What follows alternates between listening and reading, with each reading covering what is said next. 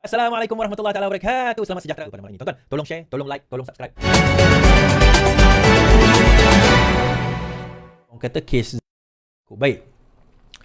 Saman fitnah 10 juta. Ni kes saman fitnah 10 juta Apandi Lim terhadap Apandi. Mahkamah Rayuan menetapkan 10 Oktober ini untuk keputusan berhubung rayuan bekas Peguam Negara Tan Sri Muhammad Apandi Ali terhadap keputusan Mahkamah Tinggi yang menolak saman fitnah 10 juta yang difailkan beliau terhadap Lim Kit Siang. Datuk Dr. Hadriah Said Ismail yang mengetuai panel 3 hakim berkata mereka memerlukan masa sebulan untuk menyampaikan keputusan itu. Beliau berkata keputusan mahkamah akan disampaikan secara fizikal pada 10 Oktober ini. Dua lagi hakim, Datuk M. Gunalan dan Datuk Azmi Arifin mendengar penhujahan Peguam Ruben Matia Varanam yang mewakili Muhammad Apandi, manakala Peguam Sanggit Kaudio mewakili Lim. Pada 23 Mei tahun lalu, Mahkamah Tinggi Kuala Lumpur menolak saman Muhammad Apandi terhadap veteran DAP itu dan beliau memfailkan rayuan di Mahkamah Rayuan. Muhammad Apandi menyaman Lim kerana didakwa memfitnah beliau dalam artikel mengenai skandal 1MDB. Dalam saman in the Fire 2019, Muhammad Apandi mendakwa Lim telah menulis dan membawa kepada penerbitan artikel bertajuk Dangerous Fallacy to Think Malaysians on the Road to Integrity dalam Malaysia kini. Beliau mendakwa perkataan berunsur fitnah dalam artikel itu membawa maksud bahawa beliau terlibat dalam jenayah dan bersubahat dalam skandal keuangan 1MDB. Seorang individu yang tidak bermoral dan berintegriti, tidak beretika serta telah menyalahkan guna kuasa sebagai ketua Peguam Negara. Muhammad Afindi menyandang jawatan itu daripada 2015 hingga 2018. Beliau menuntut ganti rugi sebanyak 10 juta ringgit. Pada prosiding hari ini, beliau menegaskan tidak ada bukti menunjukkan Muhammad Afindi mengambil bahagian, menggalakkan atau membantu dalam skandal 1MDB. Bagaimanapun, Sanggirih Kaur berhujah dalam Hakim Mahkamah Tinggi adalah betul dalam dapatannya untuk membenarkan pembelaan Lim bagi justifikasi dan keistimewaan yang layak serta menolak tuntutan Muhammad Apandi terhadap anak guamnya. Beliau berkata Hakim Hazim telah mempertimbangkan dengan teliti dan keterangan saksi-saksi itu tiada salah arah olehnya dalam membuat keputusan. Okey. Kes ni berlarutan tempoh hari bila Apandi Ali saman Lim Guan Eng Apandi Ali saman Lim Guan Eng mengatakan beliau telah difitnah dalam kes ini.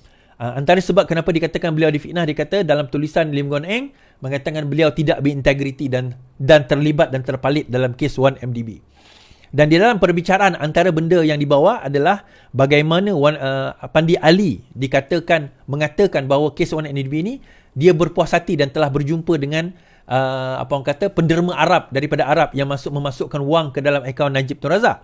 So akhirnya di dalam mahkamah tersebut beliau tidak berjaya produce the evidence yang mengatakan sedemikian, dan akhirnya disebabkan oleh itu maka justifikasi ataupun komen yang dibuat oleh Lim Guan Eng itu dianggap adalah betul dan permohonan Apandi untuk menyaman Lim Guan Eng telah pun ditolak oleh mahkamah. Okey, jadi perkara tersebut telah dijadikan reference oleh Mahkamah Tinggi untuk menolak saman tersebut. Kita boleh masuk ke perkara yang utama. Semalam tuan-tuan, ni nak ceritalah semalam. Semalam ucapan daripada Muhyiddin Yassin telah pun mengemukakan bahawa haram bagi mengundi calon bernama Shahrizan di Pulai. Dalam memakai kopiah, dalam cubaan memakai kopiah, si Muhyiddin Yassin mengeluarkan satu fatwa. Dan fatwa dia mengatakan bahawa haram sebenarnya untuk nak mengundi calon Pakatan Harapan ini. Dan semalam dalam satu live TikTok adalah 2-3 orang, seorang lah dia nampak. Dia kenapa kerajaan tak ambil tindakan tegas? Ni dudak dia bising dia. Saya macam dia orang nak suruh saya naik kan, tapi saya macam kadang-kadang tuan-tuan, ialah malaslah saya nak naik nak cerita satu persatu dengan benda orang macam ni. Orang tak faham macam mana prosedur itu berlaku sebenarnya. Saya macam malas nak terangkan. Benda itu akan berlaku. It's just a matter of time. Lepas tu ada orang kata asyik muka aku je buat police report. Buatlah. Apa yang susah sangat dah buat police report? Kalau kau rasa benda itu mengancam dan sebagainya, buatlah police report. Itu pun nak komplain ke? Tapi lepas tu komplain kenapa kerajaan tak buat laporan, tak buat tangkapan dan sebagainya. Buat je lah police report. Buatlah sebanyak mungkin police report. Kita sebagai rakyat buat police report. Dan akhirnya daripada ucapan tersebut ini kenyataan polis. Polis buka kertas siasatan kerana fatwa dikeluarkan oleh Muhyiddin. Polis Diraja Malaysia membuka kertas siasatan terhadap Tan Sri Muhyiddin Yassin yang didakwa mengeluarkan kenyataan bahawa haram mengundi calon Pakatan Harapan Shahrizan Khalid Kayat pada pilihan raya kecil Parlimen Pulai Sabtu ini.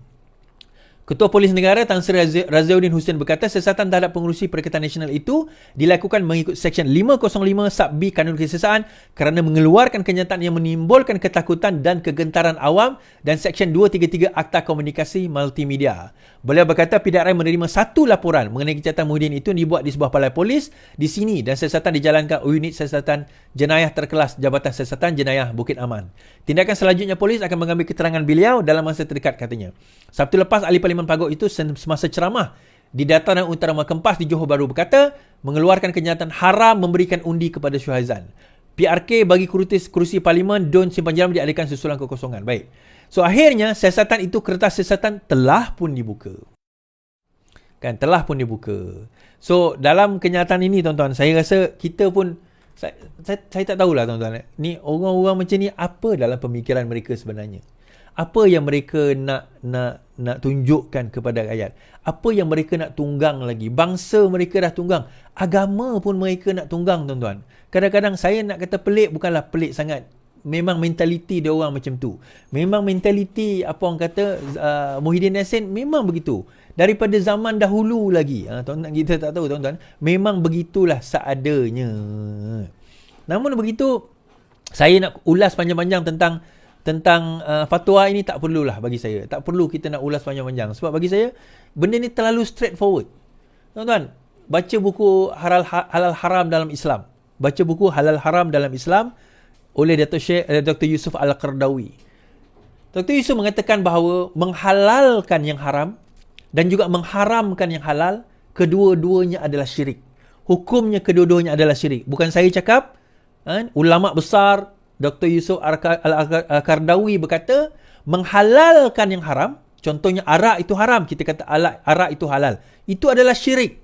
Tetapi mengharamkan yang halal, mengundi Syahrizan ni adalah haram, hukum dia, itu juga adalah syirik. Kerana mengundi ni adalah ijtihad. Dia termasuk dalam perkara-perkara harus. Nak buat boleh, tak nak buat tak apa. Tak ada apa dosa pahala kat situ. Tiba-tiba jadi haram, tuan-tuan. Tiba-tiba benda tu jadi haram. Dia satu benda yang sangat-sangat nak memalukan umat Islam yang ialah agama Islam ni dia jadi satu mainan politik. Nak mengharam dan menghalalkan sesuatu mengikut agenda masing-masing.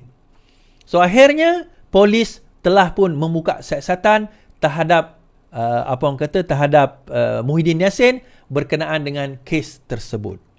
Senang. Tak banyak cerita. Telah pun dilakukan. Dan laporan polis tu dibuat di mana? Dibuat dekat Segamat Johor. Dibuat dekat area Johor lah. Orang Johor yang buat. Senang. Bagus macam tu. Baik. Terkini juga. Saya dah tulis dalam Facebook saya.